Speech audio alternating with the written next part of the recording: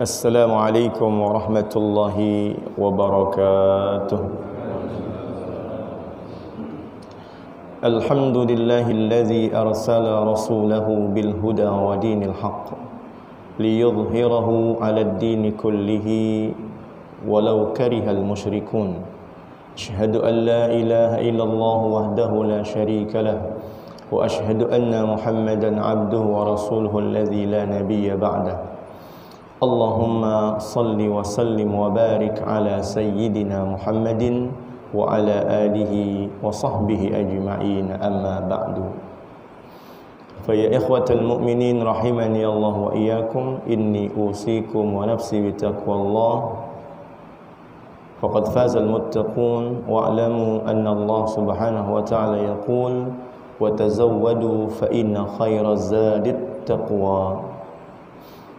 Saudara-saudara yang dirahmati Allah subhanahu wa ta'ala, yang pertama dan paling utama, marilah senantiasa kita memanjatkan puja dan puji syukur kehadirat Allah subhanahu wa ta'ala atas segala nikmat yang Allah karuniakan pada kita, baik berupa iman, Islam, maupun nikmat kesehatan, sehingga di pagi hari ini kita dapat berkumpul setelah melaksanakan salat subuh berjamaah, melanjutkan dengan membacakan hadis-hadis sahih terkait dengan adab Islam, sahihul adab al-islamiyah. Mudah-mudahan salawat dan salam senantiasa sampai kepada Rasulullah sallallahu alaihi wasallam, yang kemudian manfaatnya kembali kepada kita sehingga kita berhak mendapatkan syafaat dari beliau dengan izin Allah Subhanahu wa taala di hari akhir kelak. Amin ya rabbal alamin. Kemudian yang tidak terlupakan adalah marilah senantiasa kita meningkatkan iman dan takwa kita kepada Allah Subhanahu wa taala sebagai bekal kita untuk menghadap Allah, sebagaimana yang Dia firmankan, wa tazawwadu fa inna khairaz zadit taqwa. Berbekallah kalian, maka sesungguhnya sebaik-baik bekal adalah takwa. Ya, layaknya seseorang yang menempuh suatu perjalanan, maka dia akan tahan perjalanan itu kalau perbekalannya belum lengkap. Dia tanya sama istrinya, "Gimana Bu, udah siap belum bekal kita untuk jalan?" "Belum Pak, tunggu sebentar lagi." "Ya, tunggu."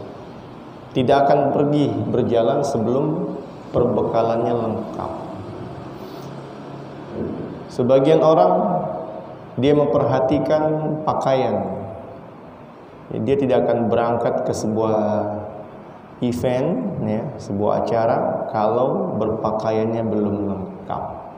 Ada orang yang merasa kalau belum pakai dasi belum lengkap, maka dicari dulu, mana ini dasi? Masa udah pakai jas nggak pakai dasi? Rasa-rasanya belum lengkap. Ada seseorang yang rasanya kalau belum taruh sorban di atas pundak kanannya atau belum ikat sorban itu di atas kepalanya juga belum lengkap, maka dia nggak akan berangkat sampai dia cari sampai ketemu mana ini sorban. Merasa nggak lengkap. Saudara-saudara yang dirahmati Allah Subhanahu wa taala, maka begitulah hendaknya kita memastikan diri kita, ya, ketika kita setiap hari dilatih oleh Allah untuk menyadari bahwa kita bukanlah makhluk abadi. Kita setiap hari ada tertidur, yang mana tidur itu adalah akhul maut, saudara daripada kematian. Dilatih setiap hari, ya, dengan tidur supaya kita betul-betul mempersiapkan kematian kita.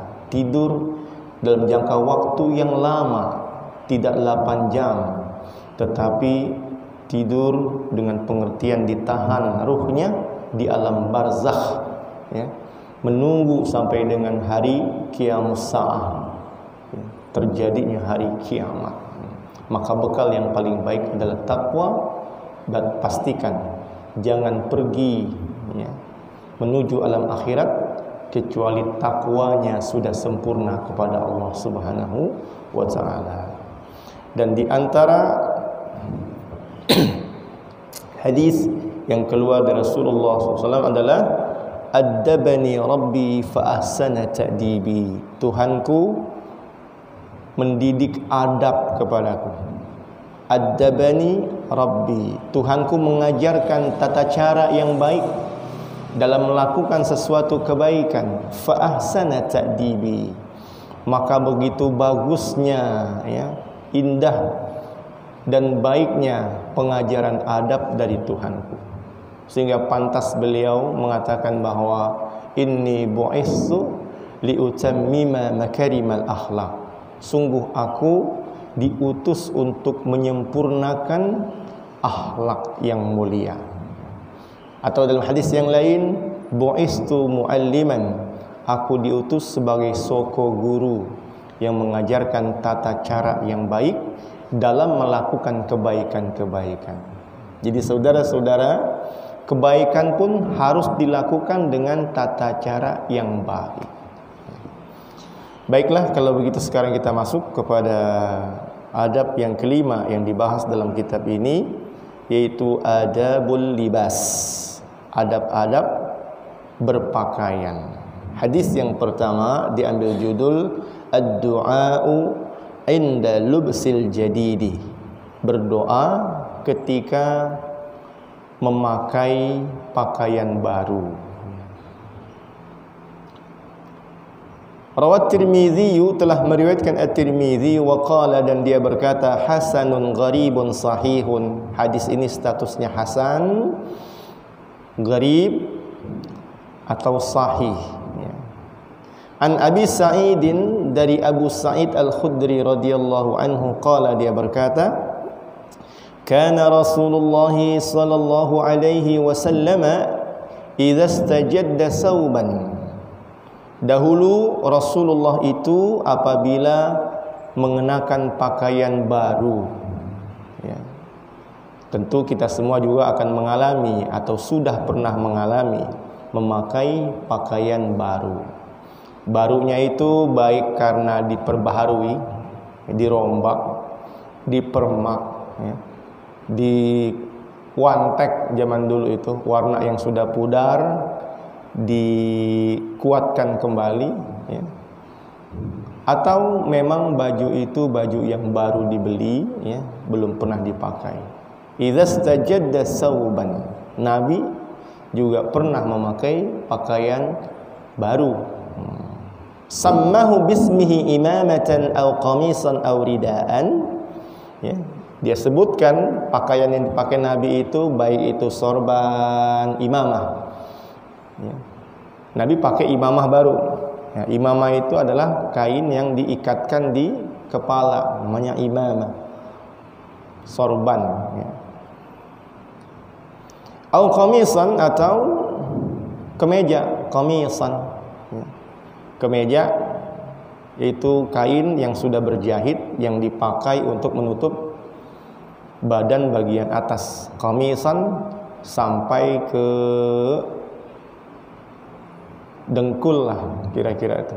Dengkul lewat dikit namanya qamis. Kalau sampai bawah disebutnya jubbah, ya kan. Qamisan aw ridaan, atau memakai selendang, rida, ya. Kain yang belum lagi berjahit. Kalau kita ihram, kita pakai kain itu yang belum berjahit, kita pakai untuk menutup badan kita bagian atas, namanya rida.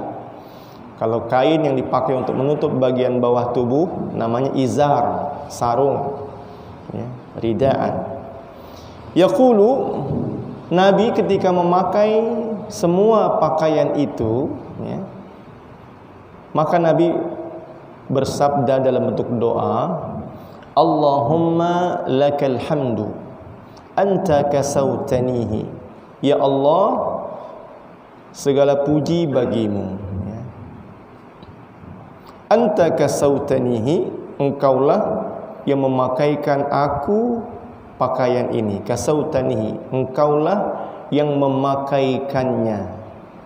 As'aluka khairahu, aku minta kepadamu kebaikannya. wa khaira ma suni'a lahu, dan kebaikan yang dibuat untuknya, ya, atau terbuat karenanya. Wa a'udzu bika min syarrihi, dan aku berlindung kepadamu dari keburukannya, wa syarri ma suni'a lahu, dan keburukan yang dibuat untuknya. Saudara-saudara yang dirahmati Allah Subhanahu wa taala. Hadis ini juga diriwayatkan oleh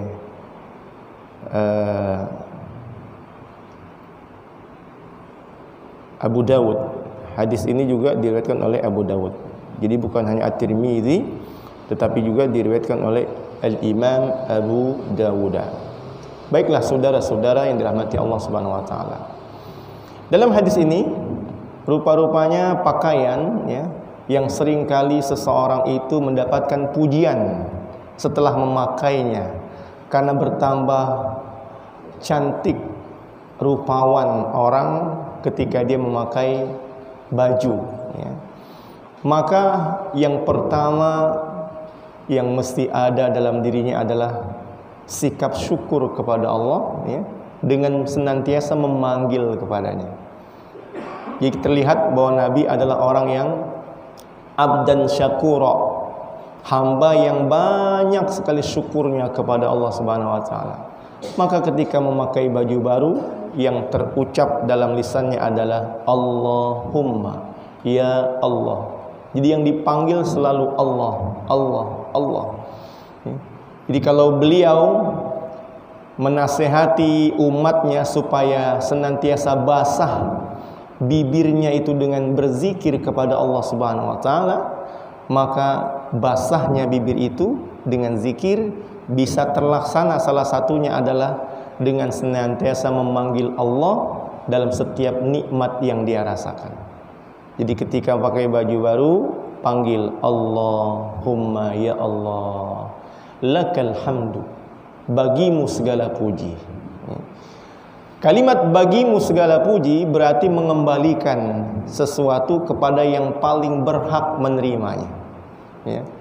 Memang kita pun berhak mendapatkan pujian dari kebaikan-kebaikan yang kita lakukan, ya.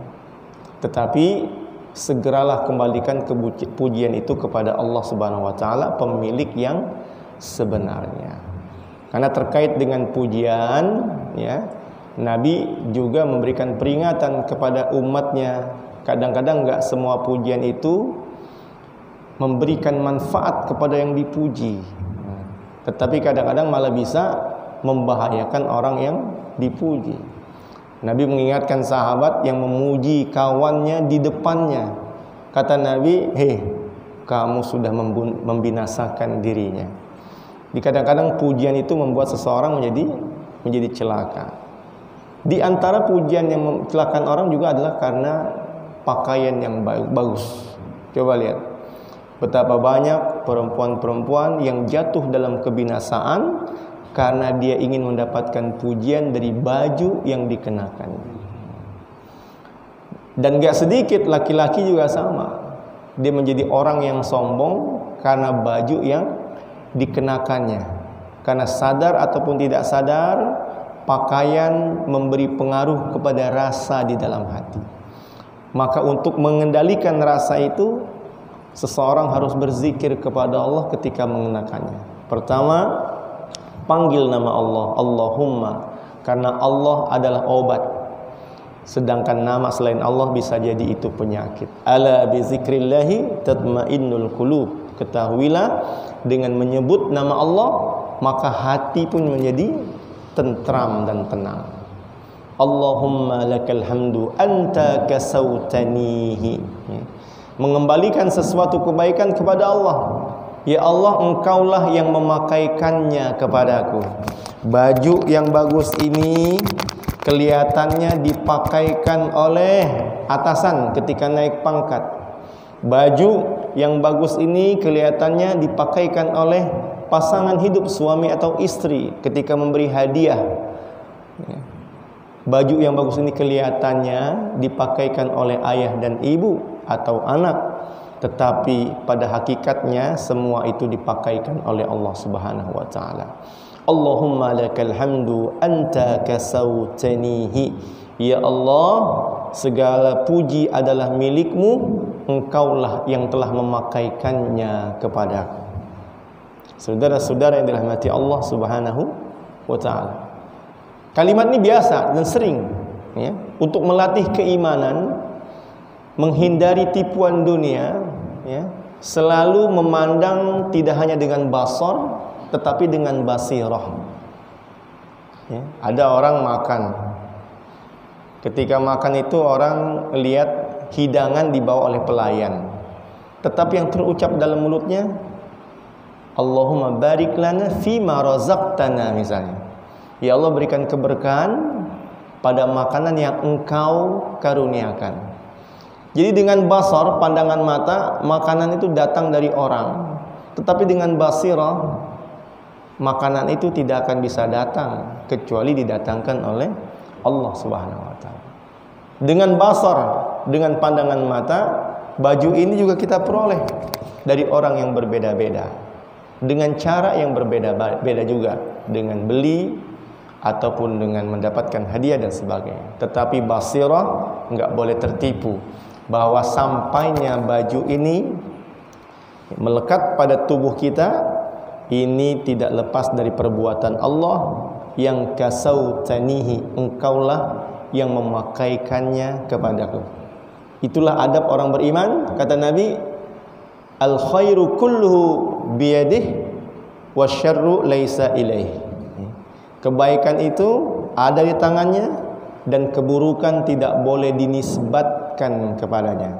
Dan kita semua sepakat bahwa tertutupnya badan kita dengan pakaian ini adalah kebaikan, maka pantaslah menisbatkan itu kepada Allah dengan mengatakan anta kasautanihi, engkaulah yang memakaikannya kepadaku.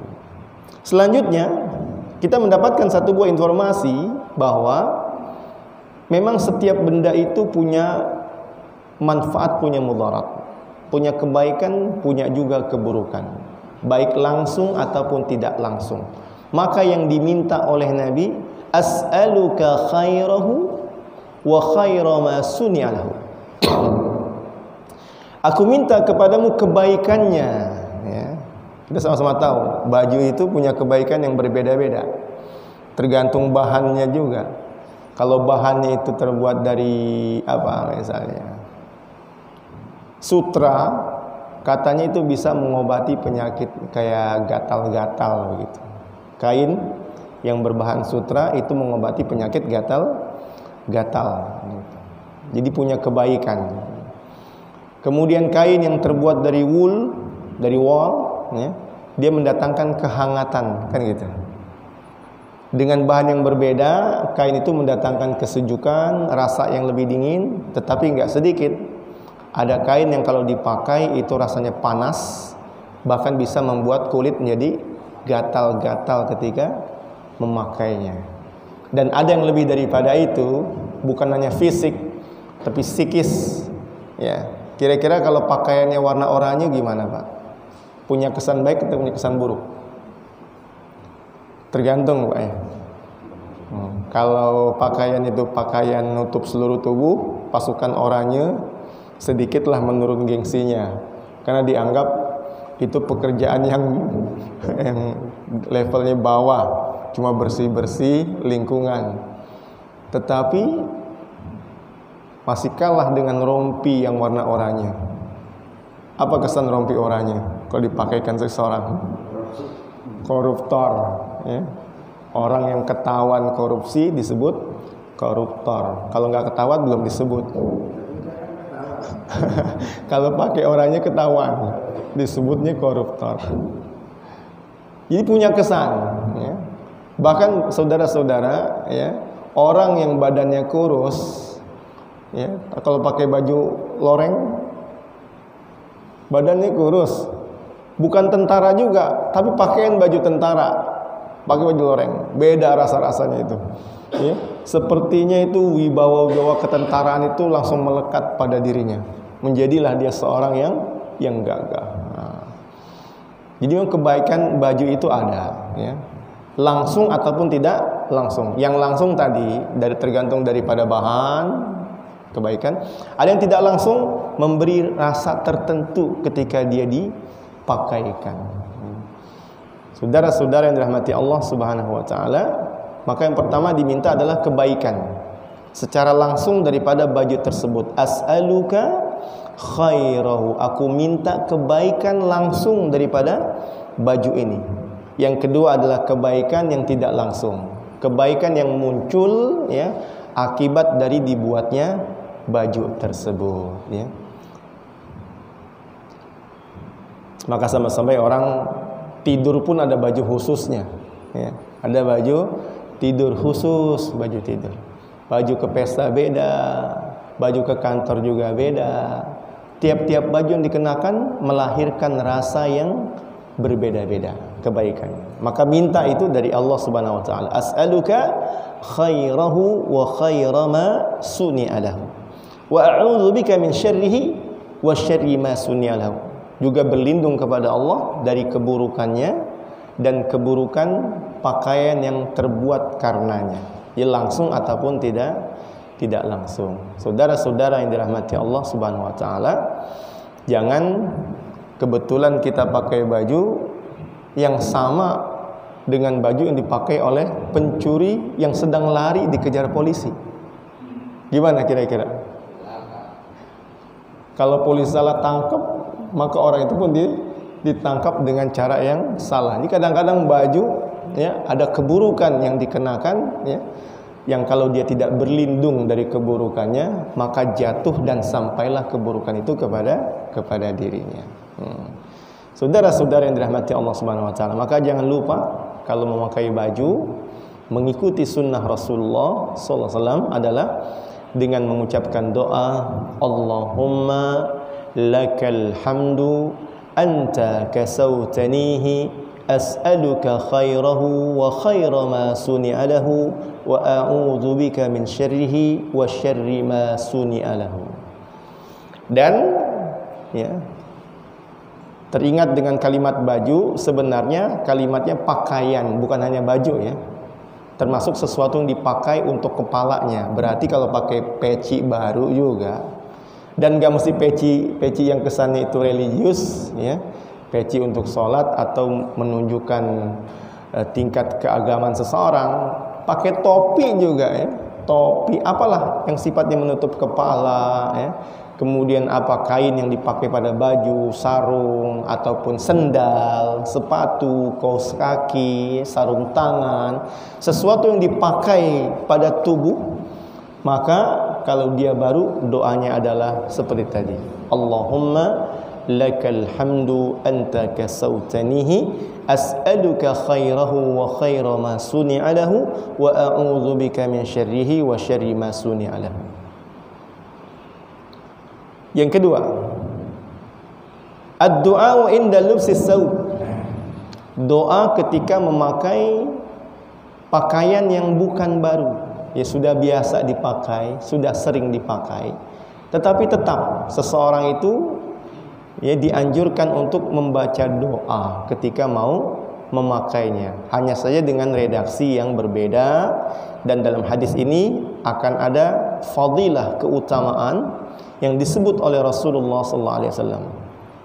Rawa Abu Dawud wa Tirmidzi wa hasanahu an Mu'adz bin Anas an abihi radhiyallahu anhu qala Rasulullah sallallahu alaihi wasallam bersabda, man akala ta'aman, siapa yang memakan makanan, summa qala, kemudian dia berkata dalam bentuk doa, alhamdulillahilladzi at'amani hadzal ta'ama, segala puji adalah milik Allah yang telah memberikan aku makanan ini, wa razaqanihi, dan menjadikan makanan ini sebagai rizki untukku, ghairi haulin minni wala quwwah, tanpa ada upaya dan daya dariku, ghufira lahu ma taqaddama min dzambi, diampuni untuknya dosa yang telah lalu.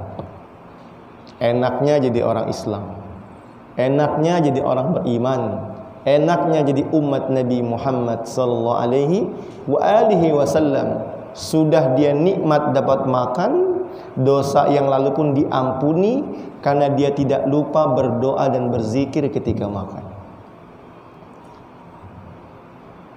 Wa man labisa sauban, dan barang siapa mengenakan pakaian, faqala, kemudian dia berkata, alhamdulillah, segala puji bagi Allah, alladzi kasani hadza sauba, yang telah memakaikan pakaian ini kepadaku, wa razaqanihi, dan menjadikannya sebagai rizki untukku, min ghairi haulin minni wala quwwah, tanpa ada upaya dan daya dariku, ghufira lahu ma taqaddama min dzambi, lagi-lagi dosanya diampuni. Jadi ternyata ini ada kaitan dengan dosa. Siapa sih di antara kita yang merasa bebas dari dosa? Pada dosa itu kan, ya, kalau ibarat fisik itu kotoran yang pasti ada pada diri seseorang. Enggak mesti orang itu kerja di lapangan, ya, untuk merasa banyak debu atau kotor. Orang yang kerja dalam kantor ber-AC pun, ya, tetap aja dia akan merasa badannya kotor kalau dia tidak pernah mandi. Ya, jadi yang di tempat ber-AC, kenapa?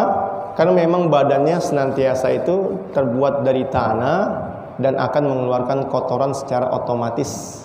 Jadi nggak butuh dari tanah yang luar, dari dalam dirinya pun keluar kotoran, maka dia mesti mandi. Maka jangan pernah merasa jadi orang yang bersih dari dosa. Rasa-rasanya saya baik sama orang, nggak pernah bohong, nggak pernah nipu. Rasa-rasanya saya baik dengan tetangga, nggak pernah berbuat zalim. Ingat, ya, serasa baik apapun diri Anda, yang namanya manusia atau Bani Adam, otomatis langsung ataupun tidak langsung dia akan kotor rohaninya. Maka dia perlu dibersihkan. Dan salah satu pembersih yang dibuat, yang difasilitasi oleh Allah Subhanahu wa taala adalah cukup kau bersyukur dengan berdoa ketika makan ataupun ketika mengenakan pakaian. Padahal seseorang sangat ditentukan nanti, ya, kemana dia akan menuju tempat persinggahan terakhir. Surga atau neraka tergantung. Fa man saqulat mawazinuhu fahuwa fi 'ishatin radiyah wa amma man khaffat mawazinuhu fa ummuhu hawiyah. Mana yang lebih berat? Timbangan amal baiknya atau timbangan amal buruknya? Siapa yang timbangan amal baiknya lebih berat, fahuwa fi 'isyatir radiyah, surga tempatnya. Tapi siapa yang amal buruknya lebih berat, fa ummuhu hawiyah, tempat kembalinya neraka hawiyah. Jadi hanya karena dengan pakaian dan makanan yang sudah biasa kita kerjakan hari-hari, tapi tanpa diiringi doa, ternyata kita telah kehilangan banyak fadilah dan keutamaan, fasilitas yang dijanjikan oleh Allah Subhanahu wa taala. Maka pantas kalau Nabi itu memberikan contoh, berikan apresiasi kepada orang yang bagus dalam berdoa, ya. Jangan-jangan ketika mendengar pengajian seperti ini tentang doa, kita lalu menganggap, itu mah pelajaran anak-anak, pelajaran anak kecil, TK, nggak perlu buat kita. Tidak. Nabi memberikan apresiasi doa yang bagus dari seorang Arab Baduy yang sudah dewasa, bukan anak-anak. Ya man la tarahul uyun wa la tukhalituhu dzunun wa la yasiful wasifun. Wahai zat yang tidak dapat dipandang oleh mata, tidak bisa dipikirkan dalam benak, dan tidak bisa disifati semata-mata dengan diri sendiri kecuali sifat yang diberikan olehnya. Mendengar doa itu, Nabi terkesan. Kata Nabi, kalau dia udah selesai panggil sini. Ketika dipanggil, maka diberikan hadiah berupa emas oleh Nabi. Nabi bilang, man anta, ya, siapa kamu? Mimman anta, orang mana kamu? Dia sebut, aku orang ini ya Rasulullah. Tahukah kamu kenapa aku kasih hadiah? Kata dia, lirrahim, karena kasih sayang. Karena Nabi innalirrahimi haqqan, kalau kasih sayang mah sudah pasti. Tetapi aku kasih hadiah sama kamu karena kamu bagus dalam berdoa. Jadi saudara-saudara yang dirahmati Allah Subhanahu wa taala, ya, doa mana yang lebih bagus dari doa yang diajarkan oleh Rasulullah? Ya. Dan fasilitas mana yang lebih menguntungkan daripada doa yang kita ucapkan berbarengan dengan kegiatan hari-hari kita, makan dan minum kita. Hanya karena dengan berdoa dia mengampunkan dosa, meringankan timbangan amal buruk, memperberat timbangan amal baik. Tetapi fasilitas itu lewat begitu saja karena kita lupa berzikir kepada Allah ketika makan dan minum. Padahal perhatikan saudara-saudara yang dirahmati Allah Subhanahu wa taala, Nabi pun mengajarkan kebaikan dalam doanya. Segala puji bagi Allah yang telah memberikan aku makanan ini, wa razaqanihi, dan memberikan aku makanan sebagai rizki. Ingat, ya, tidak semua sembako yang ada di dapur jadi rizki kita. Kalau jadi hak milik, boleh jadi iya, semua yang di dapur itu logistiknya punya saya. Tetapi masalah rezeki belum tentu menjadi rizki dirinya semua. Karena rizki adalah semua yang kamu makan atau yang kamu sedekahkan, itulah rizki untuk kamu. Sedangkan yang masih tersimpan di dalam kotak, itu bisa jadi rizki orang lain. Demikian juga dengan pakaian. Apa yang kamu pakai, itulah rizkimu. Dan apa yang kamu sedekahkan untuk orang lain, itulah rizkimu. Sementara yang masih tersimpan dalam lemari, boleh jadi dia rizki orang lain. Saudara-saudara yang dirahmati Allah Subhanahu wa taala, maka ketika semua yang kita miliki berhasil kita pakai atau kita konsumsi, maka kita katakan, ya Allah, Engkau tidak hanya menguasakan hak miliknya, tetapi juga menyatakan menjadi rizki untuk diriku yang sebenarnya. Hadirin yang dirahmati Allah Subhanahu wa taala, betapa banyak orang memiliki benda-benda, tetapi benda itu tidak menjadi rizki untuknya.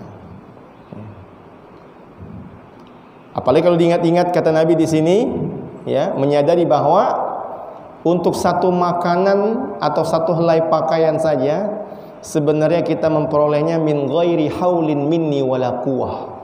Kita enggak punya andil, upaya dan daya untuk mengkreasikan makanan tersebut atau pakaian tersebut. Baju ini bukan saya yang jahit. Bukan saya yang jahit. Bahannya bukan saya yang buat. Melibatkan berapa banyak. Katakan kalau kau jahitnya satu orang saja, seorang tailor misalnya, tukang jahit profesional, katakan satu orang. Tetapi untuk bikin bahannya, benangnya, melibatkan berapa orang. Lalu benang itu terbuat dari apa? Yang ujung-ujung nanti dari makhluk yang diciptakan oleh Allah Subhanahu wa taala, yang tidak ada andil manusia dalam penciptaannya. Maka pantaslah senantiasa yang terlontar dari lisan Nabi adalah pujian kepada Allah dan menyatakan dirinya bukan apa-apa dan bukan siapa-siapa. Min ghairi haulin minni wala quwwah. Kadang-kadang penceramah begitu, nyeneng-nyenengin orang miskin, ya. Apa kata penceramah atau kata juru dakwah, ya, menenangkan hati orang yang miskin. Sebenarnya kamu ini luar biasa, ya. Kamu ini dapat fasilitas lampu, cahaya, itu berapa orang dilibatkan untuk lampu itu, ya. Padahal, ya, yang terlibat mungkin ribuan orang.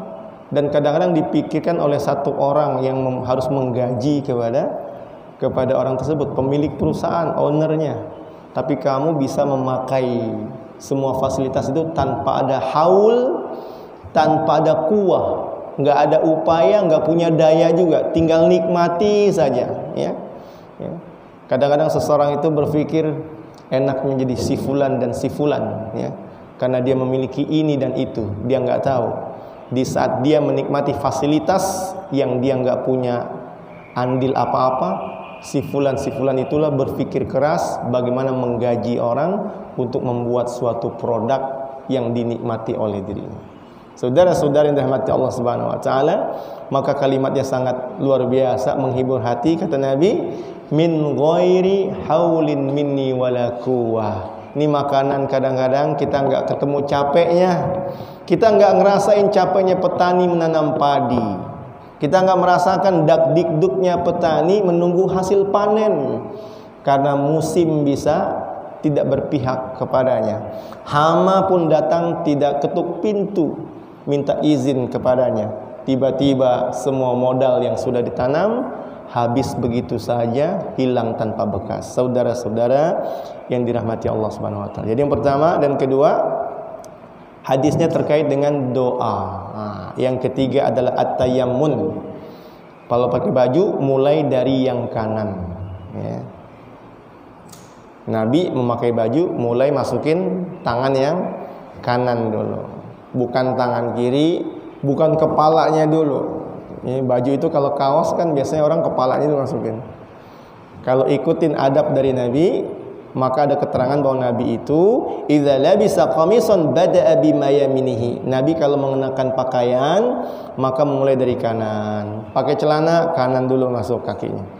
Pakai sepatu sendal kaos kaki kanan dulu masuk. Nah gitu. Untuk kepala yang enggak ada kanan kirinya baru enggak usah kanan dulu. Biasa aja langsung di tengah-tengah. Untuk pakaian yang ada kanan kirinya, kanan diutamakan oleh Rasulullah sallallahu alaihi wasallam. Dan ini banyak orang lupa, khususnya makan dan pakaian. Saya sering kali ngelihat orang makan minum masih tangan kiri aja itu. Minum tangan kiri, makan tangan kiri. Padahal Rasulullah sangat concern, sangat perhatian. Kalau minum tuh makan minum tangan kanan Nabi. Tangan kiri hanya digunakan untuk yang bersih-bersih, istinja, cebok dan sebagainya. Demikian juga pakai baju, orang sembarangan. Tetapi kalau dia perhatian dengan sunnah Rasulullah, dia pakai dari kanan. Kata Aisyah radhiyallahu anha, "Kana an-nabiy sallallahu alaihi wasallam yu'jibuhu at-tayammun fi tana'ulihi wa tarajjulihi wa tuhurihi wa fi sya'ni kullihi." Wa fi sya'nihi kullihi. Ya. Bahkan Nabi nyisir, maka Nabi akan ambil yang sebelah kanan dulu. Nah, gitu. Karena sebenarnya Nabi sebelumnya itu nyisirnya ke belakang. Nabi nyisirnya ke belakang. Sampai Nabi ngelihat orang-orang Yahudi atau Nasrani itu nyisirnya dibelah dua rambutnya. Nah, lalu Nabi pun membelah dua rambutnya itu. Senang Nabi. Nah, dirubah gaya nyisirnya yang awal untuk ke belakang. Ketika melihat orang Yahudi Nasrani itu belah tengah, dan Nabi senang, Nabi langsung belah tengah tuh, kanan kiri. Nah, gitu. Nah, karena terbelah dua, maka Nabi memulai dari yang kanan dulu. Gitu. Saudara-saudara yang dirahmati Allah Subhanahu wa taala. Kemudian yang keempat, al-hirsu ala husnil mazhar. Ya, berusaha berpenampilan sebagus mungkin penampilan. Maka ada sahabat tanya, "Ya Rasulullah, ya, ada seseorang itu senang pakai baju bagus, ya, pengennya semuanya bagus, ya. Apakah itu masuk kategori sombong?" Tidak, ya. "Ya Rasulullah, inni la yu'jibuni ayyakuna saubi ghasilan wa ra'si dahinan wa syiraku na'li jadidan." Ya Rasulullah, saya senang sekali kalau baju saya bagus, bersih, kepala saya juga pakai minyak, rapi tersisir, sendal saya juga selalu baru. Wa zakara asya, dia sebut berbagai macam hal tentang dirinya, hatta zakara ila qata sautih, sampai dia cerita, "Ya Rasul, itu pecut untuk kendalikan binatang tunggangan saya pun gantungannya bagus ya Rasulullah." Ibarat kita tuh gantungan kunci motornya atau kunci mobil aja itu mahal, bagus. Afamin al-kibri, afamin al-kibri zaka ya Rasulullah, apakah itu termasuk sombong? Maka Nabi bilang, "La, tidak. Ya, enggak semua yang bagus-bagus, yang mahal-mahal menyebabkan orang jadi sombong, enggak." Nah, ini kita sering kali salah paham kadang-kadang, ya, menilai seseorang sombong karena hal-hal bagus yang dia miliki. Rumah tingkat 2 bagus, sombong banget nih. pakai baju berlapis-lapis, sombong banget nih. Pakai mobil ya gonta-ganti, padahal dia mampu dan halal. Kita katakan sombong. Tidak. Kata Nabi, kata Nabi, zaka al-jamal. Itulah yang disebut dengan keindahan. Innallaha jamilun yuhibbul jamal. Sesungguhnya Allah itu indah, suka dengan keindahan. Walakinnal kibra, tapi sombong yang sebenarnya, man safihal haqqa wazdaran nas, orang yang menolak kebenaran dan merendahkan manusia. Ya, sombong itu bukan pada benda, sombong itu pada sikap seseorang. Siapa yang menolak kebenaran, itu orang sombong. Dan siapa yang merendahkan manusia, itu orang sombong. Ya. Ketika lihat ketemu dengan anak muda, orang tua bilang, waduh, ini anak masih bau kencur aja, belagu banget ya. Udah banyak.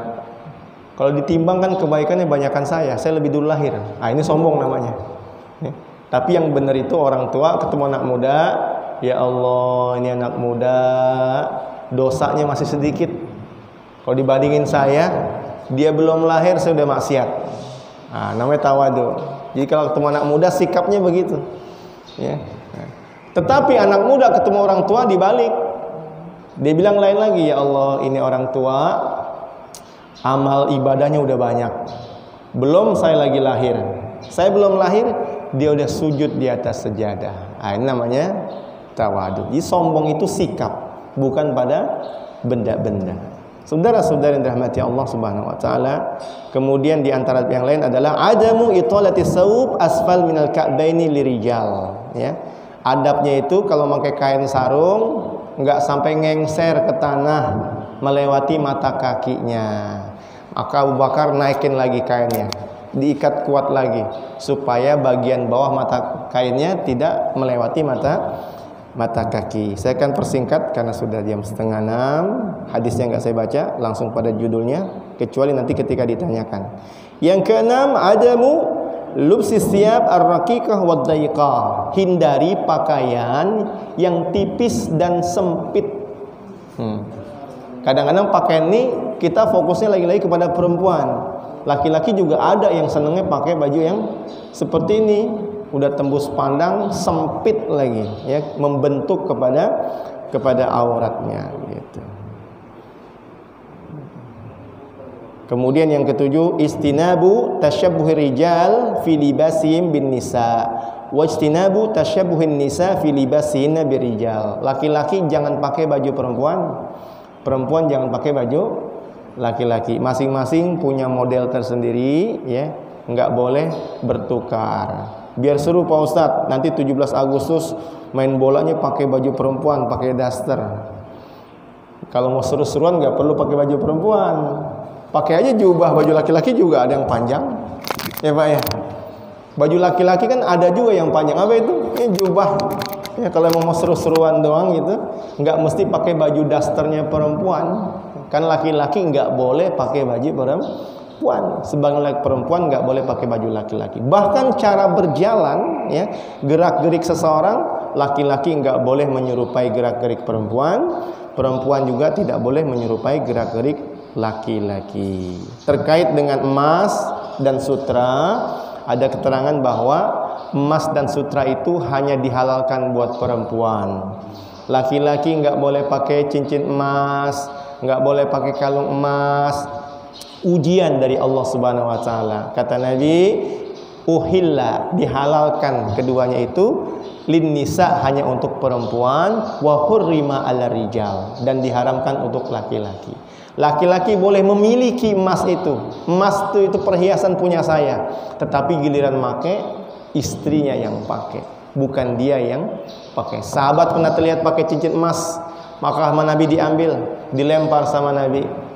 Kemudian yang lain bilang, itu Nabi udah pergi, ambil lagi. Kata dia, tidak, aku tidak akan mengambil sesuatu yang dibuang oleh Rasulullah SAW. Betapa banyak sekarang laki-laki masih belum bisa ngelepas kalung emasnya, cincin emasnya, padahal dia ujian dari Allah, dilarang. Bahkan dalam ilmu kesehatan katanya, kenapa perempuan diperbolehkan? Di antaranya adalah perempuan itu masih keluar darah, ya, dalam bentuk haid, yang unsur-unsur yang membahayakan dari emas itu keluar lewat darahnya, sehingga penyakit Alzheimer dia akan berpotensi ada pada laki-laki yang senantiasa pakai emas karena dia nggak pernah haid, nggak keluar unsurnya itu lewat darah tabiat yang biasa keluar pada perempuan. Saudara-saudara yang dirahmati Allah Subhanahu wa taala, kemudian kalau pakai cincin, Nabi itu cincinnya bukan emas dan Nabi pakainya di jari kelingking kanan ataupun kiri. Kalau kita mau tiru Nabi pakai cincin, kok kamu pakai cincin? Iya, sunnah Nabi. Nabi pakainya di jari kelingking, ya. Atau ya, yang diperbolehkan oleh ulama, jari manis masih diperbolehkan, tapi Nabi melarang bahwa cincin itu dipakai di 2 jari atau 3, yaitu telunjuk, tengah dan jempol, dilarang oleh Rasulullah sallallahu alaihi wa alihi wasallam. Jadi tempat cincin itu yang utama adalah kelingking, baik kanan ataupun kiri. Yang kedua masih diperbolehkan di jari manis, tapi yang tidak boleh dilarang oleh Nabi, ya, atau makruh saja adalah di jari tengah, telunjuk dan jempol, ya. Kemudian yang terakhir, ya, lagi-lagi kita kalau melepas semua itu menyebut nama Allah Subhanahu wa taala dengan membaca bismillah. Doa yang sangat ringkas. Lepas peci, bismillah. Lepas baju, bismillah. Lepas sarung, bismillah. Lepas cincin, bismillah. Lepas sepatu, bismillah.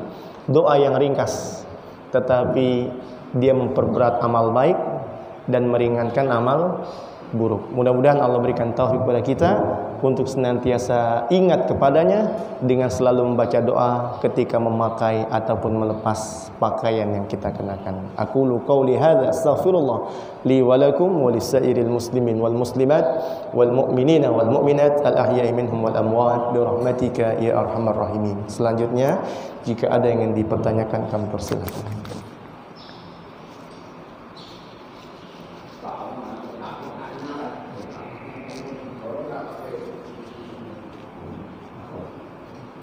Ya. Kita kan diperintahkan jangan mengikuti seperti orang Nasrani. Iya. Tapi tadi kenapa Rasulullah mengikuti gaya rambutnya? Oh iya. Kan kita diperintahkan untuk menyelisihi khaliful Yahuda wan Nasara. Berselisihlah dengan orang Yahudi dan Nasrani. Memang hadis itu kadang-kadang terlihat umum, padahal ma min amin illa walahu maksus, ma min amin illa walahu maksusun. Jadi enggak selalu yang umum itu enggak ada pentaksisnya. Kenyataan dalam Islam banyak hal-hal yang itu diterapkan. Misalnya Nabi ketika pergi ke Madinah itu ada 2 hari orang Madinah bermain-main, ya. Maka Nabi bilang, oh, kalian bermain-main di 2 hari raya ini ya, Mihrajan namanya, ya. Naharan dan Mihrajan kalau nggak salah namanya itu. Maka Nabi, kalau gitu kita pakai juga 2 hari raya, namanya Idul Fitri dan Idul Adha. Jadi Nabi melihat satu budaya, Nabi buat juga untuk orang Islam. Karena Nabi, Allah telah mengganti keduanya itu dengan sesuatu yang lebih baik, yaitu dengan Idul Fitri dan Idul Adha, ya. Kemudian Nabi berpuasa di hari Asyura 10 Muharram. Orang-orang bilang, orang Yahudi juga puasa. Lalu tidak langsung Nabi meninggalkan puasa itu kan. Nabi nyuruh tahun depan kita puasanya hari Senin, hari tanggal 9. Tetapi dalam hukum fikih bukan berarti nanti tanggal 10 nggak boleh puasa karena sama dengan orang Yahudi. Tapi justru mereka fuqaha mengatakan sunnah puasa tanggal 9 dan tanggal 10. Jadi hadis-hadis ada yang sifatnya umum, tapi kenyataannya ada pengkhususnya. Seperti tadi dalam rangkaian sejarah, Nabi suka ternyata gaya rambut yang dipakai oleh orang mereka dengan membelahnya jadi 2, bagian tengah. Lalu Nabi membelah menjadi 2, bagian tengahnya gitu. Kemudian dalam Islam misalnya seperti bentuk gambaran masjid dengan kubahnya, kemudian dengan menaranya. Menara dari apa menara? Menara itu kan manaroh, tempat api. Ya, tempat api yang dipakai oleh orang Majusi untuk mengagungkan dewa api yang mereka agungkan, ternyata diambil fungsinya untuk menyampaikan suara azan agar terdengar lebih jauh. Maka di masjid-masjid dibuatkan manarah. Maka enggak semua yang ada pada agama lain itu langsung tertolak. Bahkan syariat pun ada istilah syar'u man qablana. Syariat orang sebelumnya. Jadi tinggal ditimbang dengan hadis-hadis yang lain atau juga dari istihad atau fatwa para alim ulama. Misalnya dulu banyak orang mengira pakai baju jas berdasi itu pakaiannya orang kafir, biasa gitu. Orang kesankan, oh itu kayak orang kafir aja begitu, niru-niru. Kita mau pakainya sarung katanya, kaum sarungan. Tapi ketika berjalan waktu, orang menganggap baju jas dasi itu udah jadi pakaian umum lagi. Bukan hanya pakaian para penjajah misalnya begitu, yang agama itu non muslim. Dia menjadi hal yang sudah biasa, udah menyatu, jadi satu kebudayaan yang udah lepas daripada unsur-unsur agamanya. Maka dia pun tidak masuk dalam kategori man tasyabbaha biqaumin fahuwa minhum, gitu. Wallahu taala alam bissawab. Ada lagi?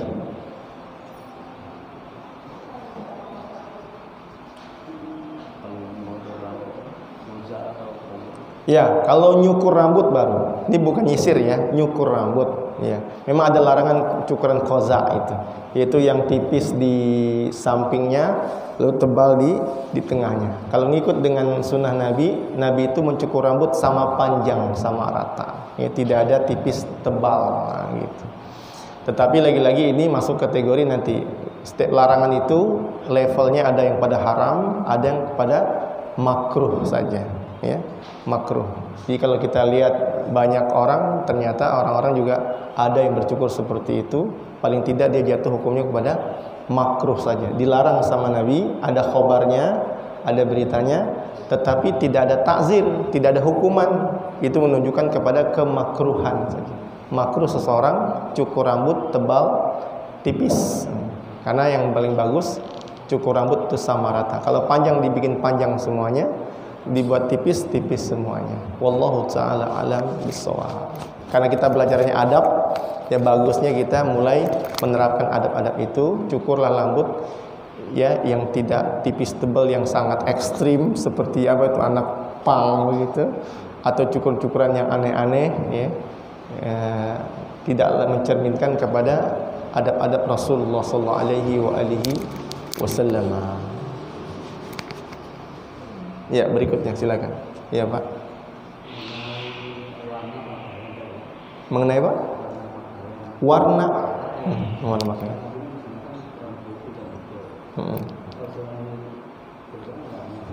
Nabi pernah pakai warna merah.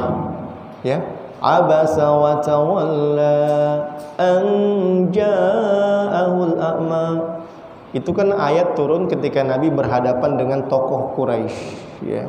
Nabi udah ganti baju bagus, dipakailah baju berwarna merah oleh Nabi, tambah cakep. Jadi warna itu nyerap dengan kulit Nabi yang putih. Pakai baju merah, entah merah-merah apa itu, pokoknya jadi tambah ganteng dan keren Nabi itu. Bertemu dengan para tokoh. Tetapi pada saat yang sama datanglah Abdullah bin Ummi Maktum, seorang laki yang buta. Nabi pun merasa agak terganggu karena berhadapan dengan dua karakter orang yang berbeda. Allah tegur Nabi, abasa, dia cemberut, bermuka masam, watawalla, dan tidak mau menengok, mengalihkan pandangan kepada si buta itu, hanya mengalihkan konsentrasinya kepada tokoh-tokoh Quraisy. Padahal Allah pada saat itu tidak mengajarkan hanya fokus pada fisik. Ya, siapa yang lebih berminat untuk belajar agama, maka dia punya niat membersihkan diri, itulah yang lebih layak untuk dilayani. Ternyata Nabi pakai baju warna merah, Nabi pakai baju warna hijau, ya. Nabi khutbah pakai jubah warna hijau. Ada sahabat yang lihat begitu indah dan menyejukkan hati ketika khutbah itu. Tidak hanya kata-kata yang terdengar sejuk di telinga, tetapi juga penampilan yang enak dipandang dengan mata karena bajunya berwarna hijau. Ketika Fathu Makkah, Nabi pakai sorban berwarna hitam. Nabi kalau perang pakai warna hitam, menambah wibawa dan membuat rasa takut kepada musuh yang melihatnya itu. Nah, jadi Nabi pakai baju beraneka warna gitu. Hanya saja untuk warna kuning pada ikat pinggang itu dulu menjadi ciri khas daripada orang Nasrani. Maka itu dihindarkan oleh Rasulullah sallallahu alaihi wasallam. Maka hal-hal yang berbau agama atau ciri khas agama tertentu itulah yang harus ditinggalkan. Ketika dia sudah jadi ciri umum bukan ciri khas tertentu, maka dia menjadi hal-hal yang sifatnya umum. Wallahu taala a'lam bishawab. Baju putih, baju yang disukai oleh Rasulullah sallallahu alaihi wasallam.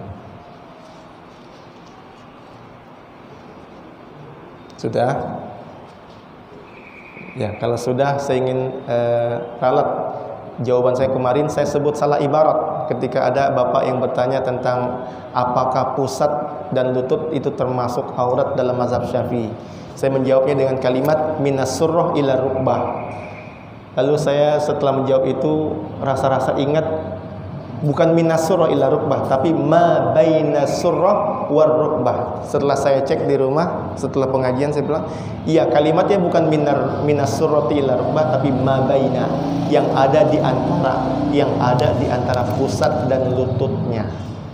Jadi lutut dan pusatnya enggak termasuk aurat dalam mazhab Imam Asy-Syafi'i.